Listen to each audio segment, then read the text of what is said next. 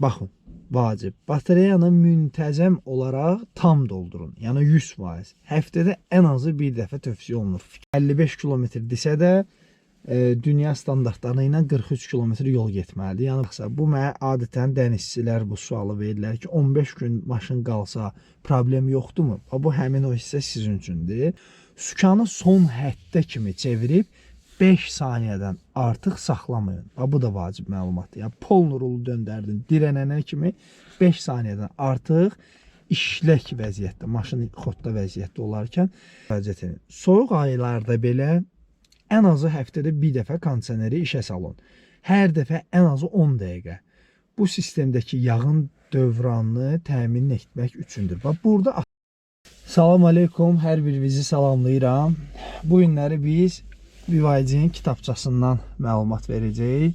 Hansı ki, texniki baxım kitabçasıdır. Burada məlumatlar tam olmasa da, amma lazım olan məlumatlar var. O ilə paylaşacaq. Bu birinci hissədir. Yəni biz burada yalnız və yalnız hələ ki birinci və ikinci səhifəni bu səhifəni tərcümə eləmişik və bu səhifəni tərcümə eləmişik.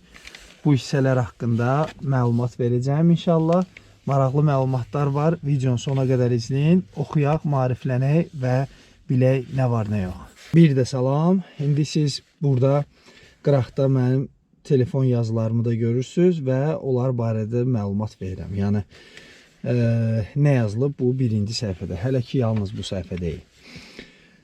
Təhlükəsizlik xatırlamalarıdır birinci səhifədə. Aşağıda istifadə və təhlükəsizlik xəbərdarlığına diqqət yetirin. Daha ətraflı məlumat üçün istifadəçi təlimatına baxın. İstifadəçi təlimatı bizdə yoxdur. BYD-nin yeni enerji avtomobillərində yüksək gərginlik sistemi mövcuddur. Avtomobilin elektrik xətti mürəkkəb quruluşa malikdir. Sığorta, audio və digər elektrik avadanlıqlarına öz başına dəyişmək və əlavə etmək qəti qadağandır. Yüksək gərginlik elektrik sisteminin sökülməsi və təmiri qadağandır.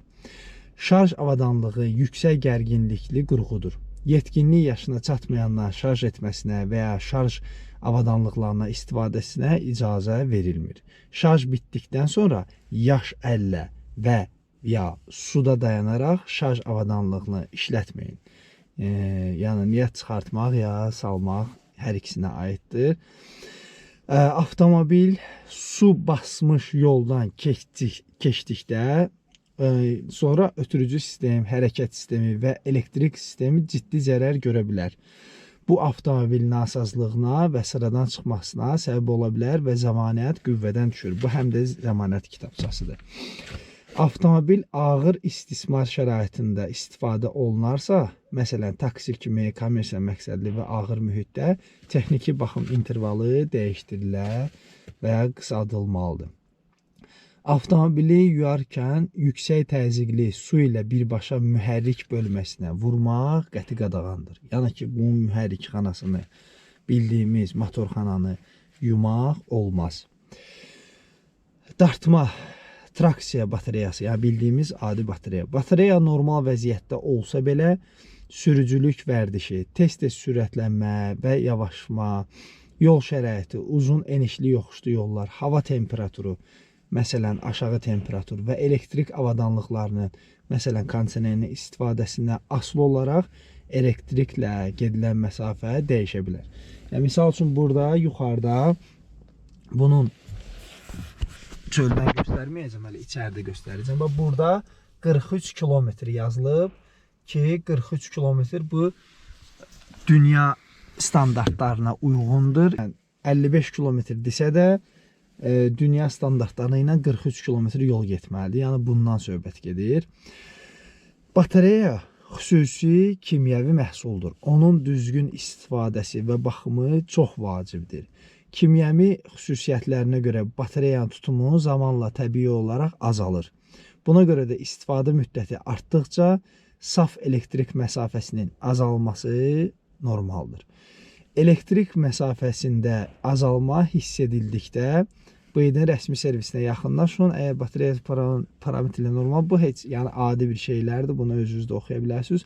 Dartma batareyası avtomobilin alt hissəsində yerləşir. Kələkötür yollarla ehtiyatlı sürün. Yəni deyir, altını vurmayın. Batareyanın optimal vəziyyətdə qalması üçün baxın, vacib. Batareyanı müntəzəm olaraq tam doldurun. Yəni 100%. Həftədə ən azı bir dəfə tövsiyə olunur. Fikir verin, burada demir ha, yəni tez-tez doldurmaq qadağandır və yaxud da məsləhət olmur. Nə, əksinə deyir ki, ən azı bir dəfə həftədə 100% şarj edin. Deyir, avtomobili uzun müddət istifadə olunmayacaqsa, bu mənə adətən dənizçilər bu sualı verirlər ki, 15 gün maşın qalsa problem yoxdurmu? Bu həmin o hissə sizin üçündür.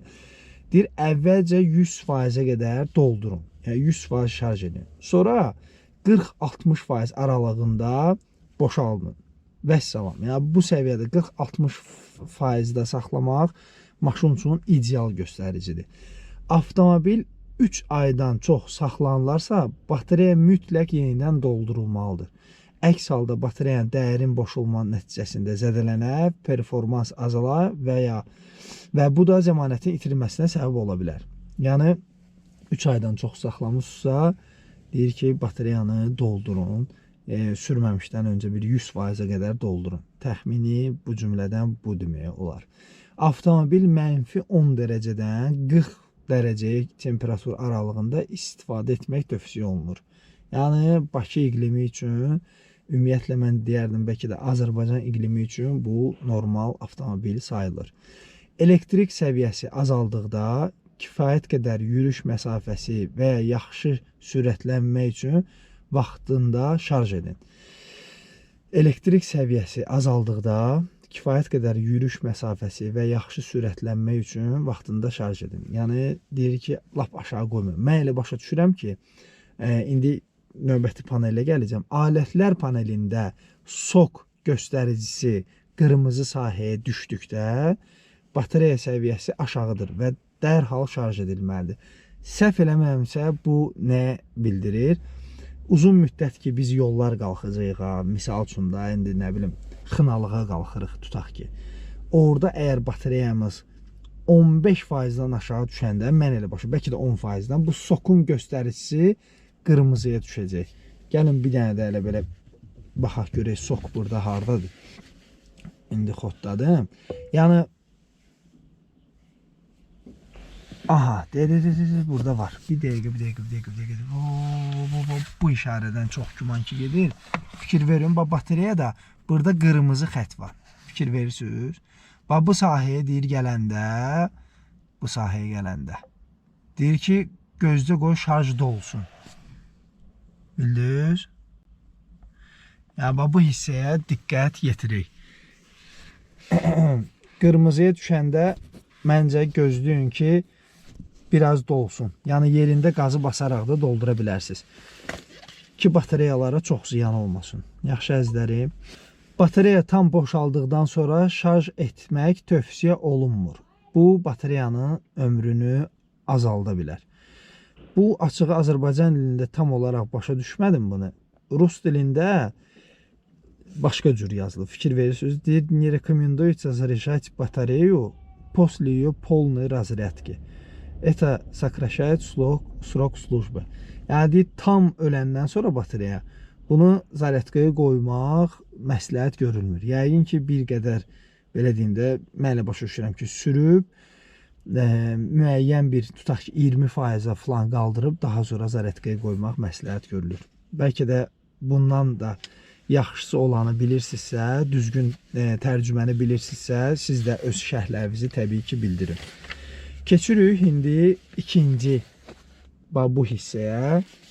Bir dənə bu hissədə deyim ki, baxın dostlar, maksimum dərəcədə bu kitabçada düzdür, tam olaraq istədiyim məlumatlar yoxdur, lap belə superdir, amma müəyyən dərəcədə oxuyuruq, öyrənirik.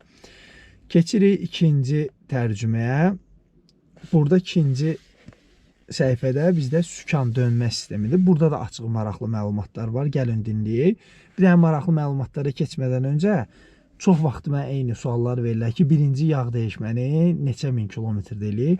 3500 hev yürüşündə. 3500 hev yürüşü, yəni bu kitabçasında bu yazılıb. İnşallah bu videoda olmayacaq, növbəti videoda bu barədə məlumat olacaq. Sükan sistemində nasazlıq yaranarsa, bu xəbərdarlıq tez-tez görünərsə, avtomobilin BYD rəsmi servis mərkəzinə və ya səlahiyyətli təmir məntəqəsinə aparmaq tövsiyə olunur. Sükan çevrilərkən mühərrikin işləməsi, yəni yüngül vızıltı səs kimi eşidilə bilər. Bu nasazlıq əlaməti sayılmır.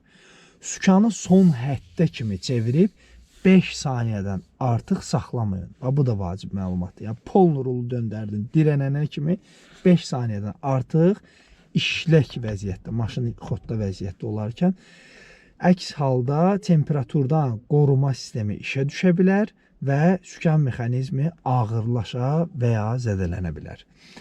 Avtomobil yerində dayanmış vəziyyətdə sükanın uzun müddət tez-tez sağa-sola çevrilməsi sükan sisteminin xəbərdarlıq işığı yanmaya bilər, lakin sükan ağırlaşa bilər, hiss oluna bilər. Bu nasazlıq deyil, qoruyucu rejimdir. Bunu da deyin, biləsiniz. Bu halda sükan gücləndiricisinin effekti azalır ki, sistem həddindən artıq qızmasın. Belə vəziyyət yaranarsa, sükanı çevirməyə dayandırın və ya avtomobili off edin, yəni söndürün. Təxminən 10 dəqiqə ərzində sistem normal vəziyyətə qayıdacaq özü. Yüksək sürətlə səkiyə və ya maneəyə dəyməkdən qaçının. Təkərlərin yan hissəsinə güclü zərbə dəyməsindən qaçının. Keçirik sürətlər qutusuna, transmisiya sisteminə. Transmisiya sistemində 2 muftalı transmisiya DCT yeni dizayn edilmiş yüksək performanslı sürətlər qutusudur. O, mexaniki transmisiyanın az yanacaq sərfiyyatı ilə avtomatik transmisiyanın rahat idarə etmə funksiyonallığını birləşdirir. Əksər yol şəraitində avtomobilin yerindən daha hamar qalxmasını və sürət dəyişməsinin daha yumuşaq olmasını təmin edir. Bəzi xüsusi şəraitlərdə davranışlar normal sayılır və narahatçılığa səbəb olmamalıdır. Məsələn, avtomobil uyğun yerdə saxlayın. Düz yolda park etmə. Avtomobili uyğun yerdə saxlayın, əyləc pedalını basın, EPB elektron əyləc mütləq aktiv edin. Yəni, elektron əyləc açığı bizdə yoxdur. Çünki biz P-ni basan kimi avtomobil elektron əyləc də sıxır bunu. Yəni, burada əgər əlavəviz varsa bildirərsiniz, zəhmət olsun. Çünki bu məncə bizim maşınlara aid deyil. Əyləci deyil, sonra buraxın, sürətlər qolunu P mövqeyinə keçirdin, sürətlə mühərriki söndürün. Bu bilirsiniz, köhnə maşınlarda necədir? Misal üçün, üzü aşağı dayananda, misal üçün, gəlir elə o hissəyə, yoxuşda park etmə. Yoxuşda əyləci basaraq avtomobili tam dayandırın. EPB-ni aktiv edin. Yəni, EPB bizdə ayrıca yoxdur, mən bildiyim qədər. Ondan sonra əyləci deyir, buraxın, maşın biraz əlbi qalxır. Sonra deyir, sürətlər qolunun P düyməsini basın. Yoxuş aşağı park edərkən sükanı çevirərək təkəri sol yol kənarına tərəf yönəldin. Yəni, ki, üzü aşağı dayanmışıqsa, rolu döndər, üzü divara dayansın. Sönlü vəziyyətdə bu problem deyil. Çevirərək təkəri yol kənarına tərəfə yönələn yoxuş yuxarı park edərkən ön təkərləri yol kənarına söykənməlidir. Yoxuş aşağı edərkən sükanı çevirərək təkərləri yol kənarına yönəldin. Yoxuş yuxarı park edərkən ön təkərləri yol kənarına söykənməlidir. Yəni, yol kənarına hətta söykənməlidir. Normal istifadə zamanı tez-tez kəskin sürətlənmələrdən çəkinin. Kondisioner sistemi, bu da maraqlı məlumatdır. Xahiş edirəm, diqqətlə baxaq. Avtomobilin kondisioner sistemi qapalı hermetik sistemdir. Bütün əsas texniki xidmət və təmir işləri bu idi rəsmi servislərimiz aparılmalıdır. İstifadəçi yalnız sadə gündəlik əməliyyatları edə bilər ki, sistem normal işləsin. Mühərrikin, radiatorunun və kondisionerin kondensatorunun mütəmadi yoxlayın. Üzərində yığılaq, yarpaq, həşərat və tozu təmizləyin. Bu çirklər havanın axınını azaldaraq soyutma effektivliyini aşağı sala bilər. Lazım gələrsə BYD rəsmi servisinə müraciət edin. Soyuq aylarda belə ən azı həftədə bir dəfə kondisioneri işə salın. Hər dəfə ən azı 10 dəqiqə. bu sistemdəki yağın dövranını təmin etmək üçündür. Bax, burada açığı bir dənə sualım var. Burada da açığı bizdə bitir. Gəlin bu videonu saxlayayım. Baxın dostlar. Yəni mən misal üçün bunu qoşuramsa, misal üçün fikir verin. Mən qoşanda avto yanırdı, avtomatik. Avto da yananda mən bildiyim qədər bu kompresor işləyir.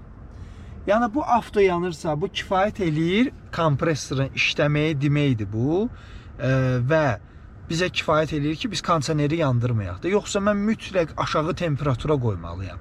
Bax, onu sözünüzü bilmirəm. Çünki baxın, burada qarın işarəsi də var. Yəni məndə isti hava gəlsə də, amma qarın işarəsi var və bu hal-hazırda işləyir.